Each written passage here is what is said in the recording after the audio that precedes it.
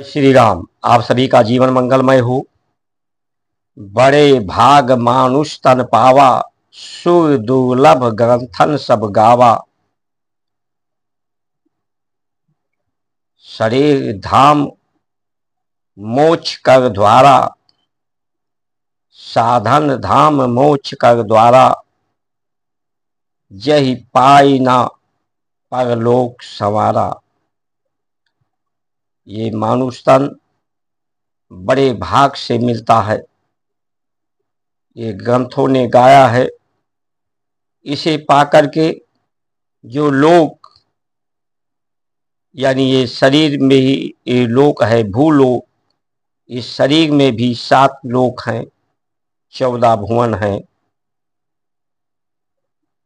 परलोक में भी 7 लोक, 14 भुवन हैं। इन्हें संवारने का शुभ अवसर हमारे ग्रंथों ने कहा है।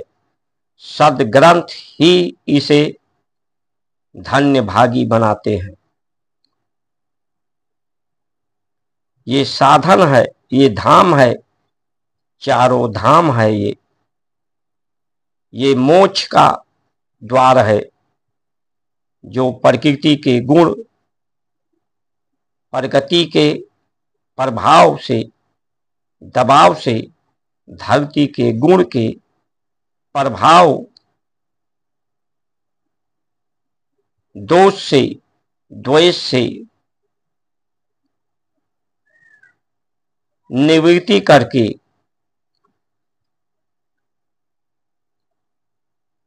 परम आनंद, परम शांति, परम सुख,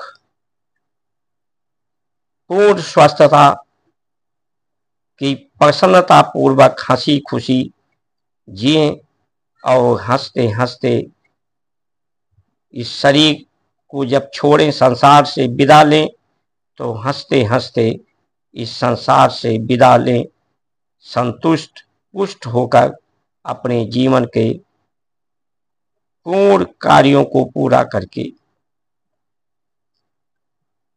इसके लिए हमें ईमानदार होना होगा, अपने प्रति ईमानदार, अपनी सत्यनिष्ठा के प्रति ईमानदार। ईमानदार का पर्याय ही यही है, ई से ईश्वर, ईश्वर को मान। ये जो श्वासें चल रही हैं, जिससे स्वर निकल रहा है, जिससे गति है, जिसे अनुभव हो रहा है, सुख दुख का, शांति अशांति का, असमंजस सामंजस का,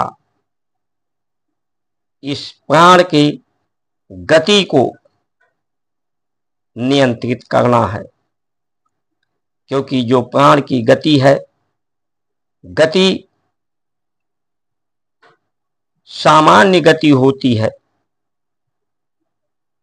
ऊर्ध्वा गति होती है, ऊपर की तरफ जो सत्यलोक है, मूलाधार से ऊपर की तरफ,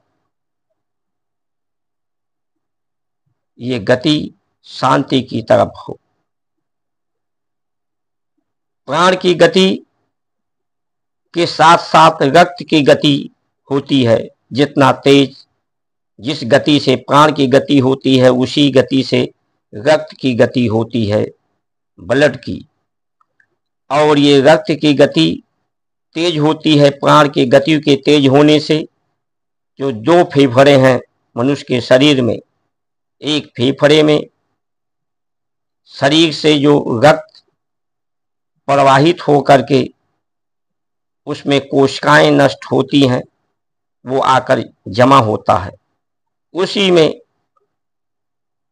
प्राण को सोखता है रक्त, जिसमें ऑक्सीजन, आकाश की मात्रा होती है, प्रकाश की मात्रा होती है।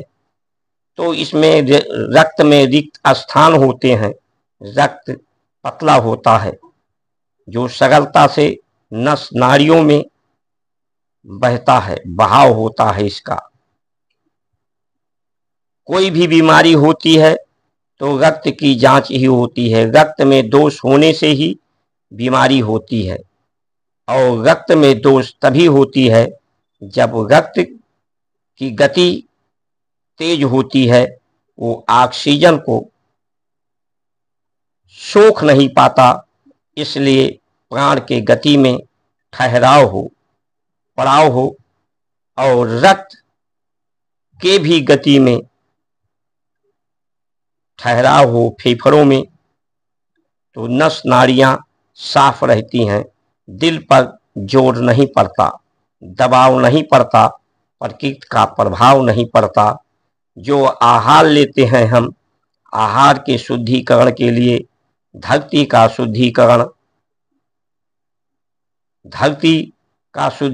गौमूत्र गोबर से संसार के जो अवशेष हैं उन्हें सुगंधित करके जैविक खाद बना करके और गौ घृत से यज्ञ करके समिधा का प्रकृति को शुद्ध करते हैं। आहार का शुद्धिकरण, भोजन का जो पात्र बनाते हैं, मिट्टी के बर्तनों में प्रयोग होता था, तो उसमें पौष्टिक पदार्थ 97% सुरक्षित रहते थे। आहार का शुद्धिकरण उसे उबाल करके या भून करके या अंकुरित करके लेने पर, जिसमें खटरस हो, 6 रस भोज पदार्थों में हो, तो ये आहार की शुद्धिकरण से का संकेत दिया गया है। अपनी आदत को सुधारने की बात की गई है। मनुष्य का शरीर जैसा इसका आदत डाला जाए, जैसे इसकी हैबिट हो जाए, हैबिचुअल हो जाए, उसी परिस्थितियों के अनुसार शरीर हो जाता है।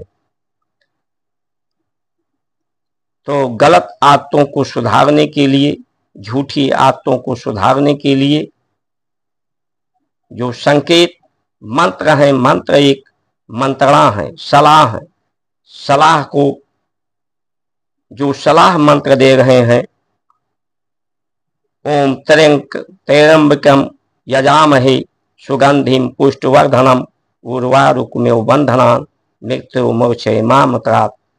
वो सलाह यही दिए रहे हैं कि ये जो त्र्यंबकम है, 3 लोक 3 तत्व, जिसमें गुण है, गुण में दोष है, विकार है, विषाद है, उनको यज्ञ करके उनमें सुगंधित किया जाए।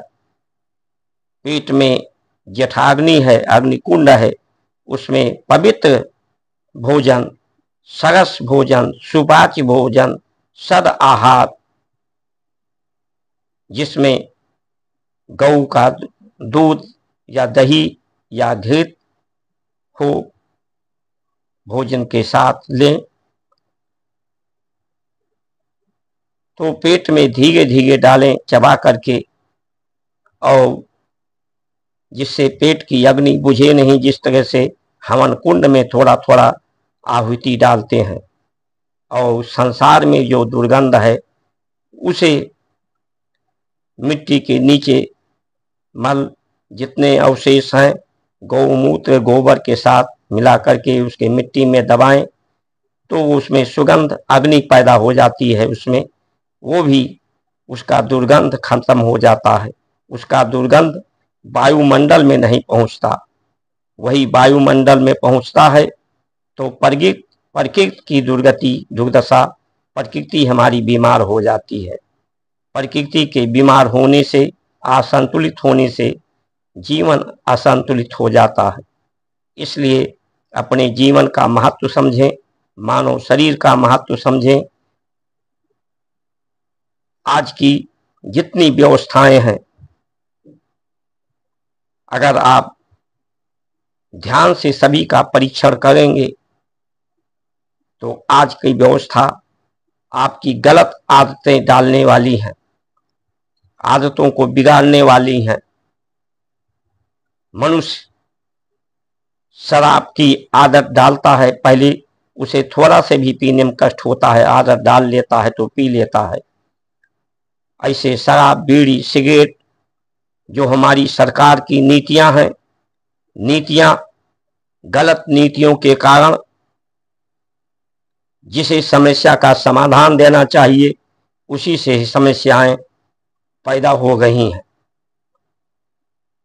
क्योंकि ये जो भी चीजें बाजार में किसी फैक्ट्री में बनती हैं या कोई बेचता है तो उसके लिए लाइसेंस देती हैं, उस पर टैक्स लेती हैं।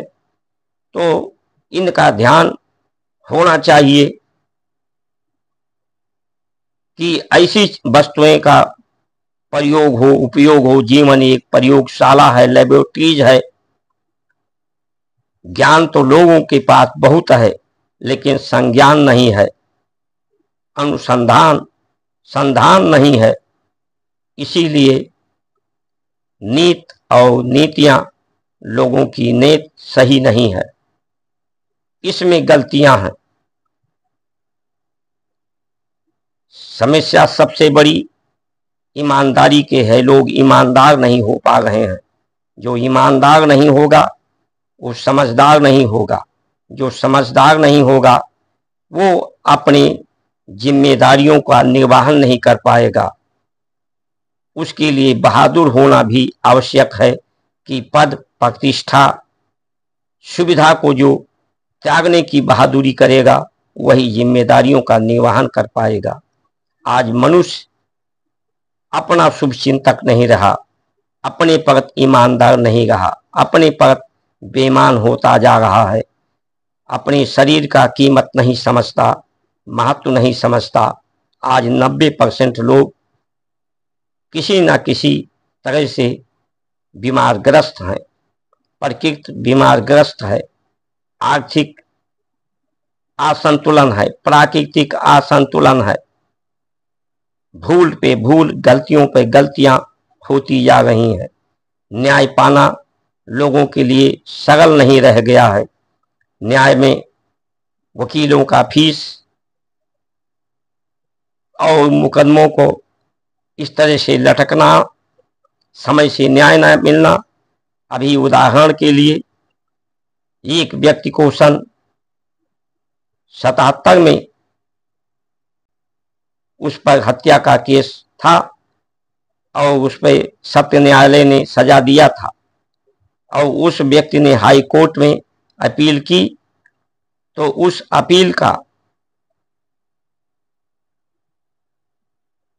43 वर्ष बाद फैसला आया, जजमेंट आया, उसे दोष मुक्त किया गया।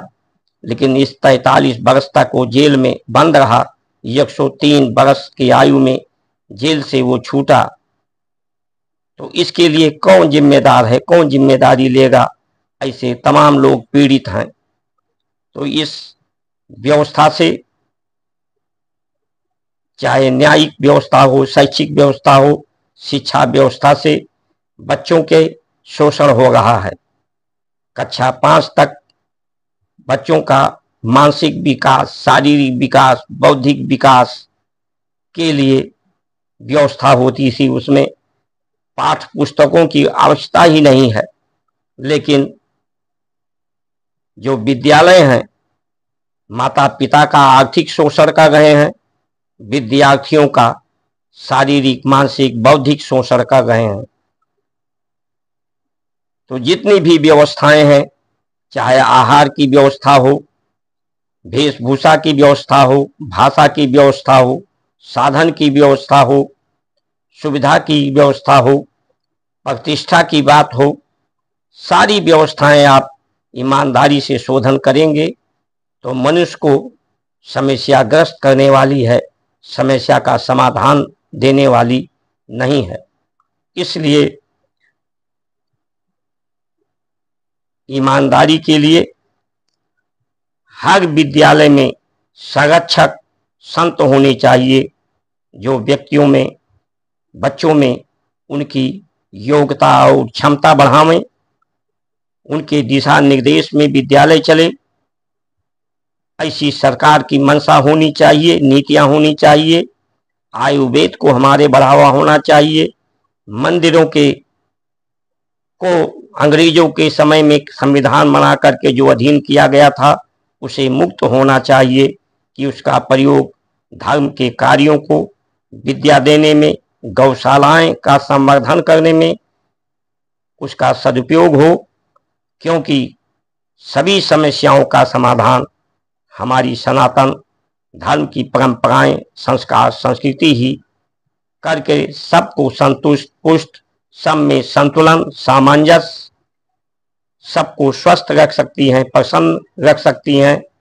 इन्हीं वचनों के साथ आप सभी अगर सहमत हैं, इसे आप लाइक करेंगे तो ये परिस्थितियां बनेंगी, नहीं तो आने वाला समय बड़ा दुखकारी है, दुर्गति वाला है, दुर्दशा वाली है।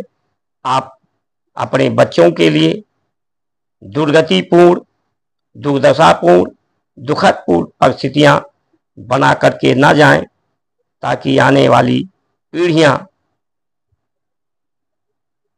हमारे पुरुषार्थ पर ही प्रश्न लगाएं। इसलिए अधिक से अधिक like, subscribe, share, follow, comment करने की कृपा करें। जय श्री राम।